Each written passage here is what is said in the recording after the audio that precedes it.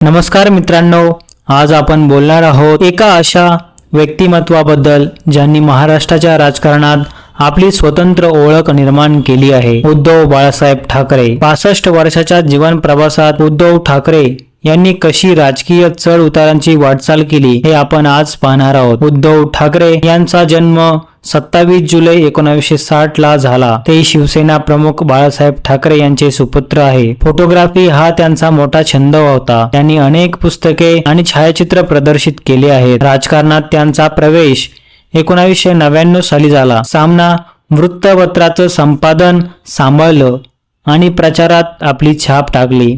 2003 मध्ये त्यांना शिवसेनेचा कार्यकारी प्रमुख म्हणून नेमण्यात आले. 2019 मध्ये महाविकास आघाडीच्या माध्यमातून काँग्रेस राष्ट्रवादी सोबत हातमिळवणी करत उद्धव ठाकरे महाराष्ट्राचे मुख्यमंत्री बनले. हा एक ऐतिहासिक क्षण होता, कारण शिवसेनेने पहिल्यांदाच भाजप शिवाय सरकार स्थापन केलं होतं. कोरोना काळात उद्धव ठाकरे यांनी संयमाने आणि शांतपणे निर्णय घेतले.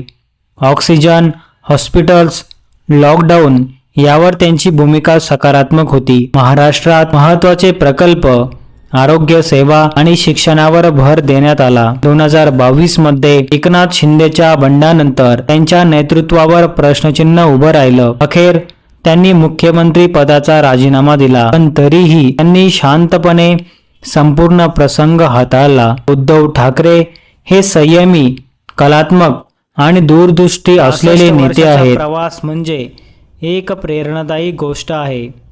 जर तुम्हाला उद्धव ठाकरे यांचा हा प्रवास माहितीपूर्ण वाटला असेल तर व्हिडिओला लाईक करा, शेअर करा आणि अजून अशाच राजकीय घडामोडींसाठी आपल्या चॅनलला जरूर सबस्क्राईब करा. भेटूया अशाच एका नवीन व्हिडिओमध्ये. तोपर्यंत धन्यवाद.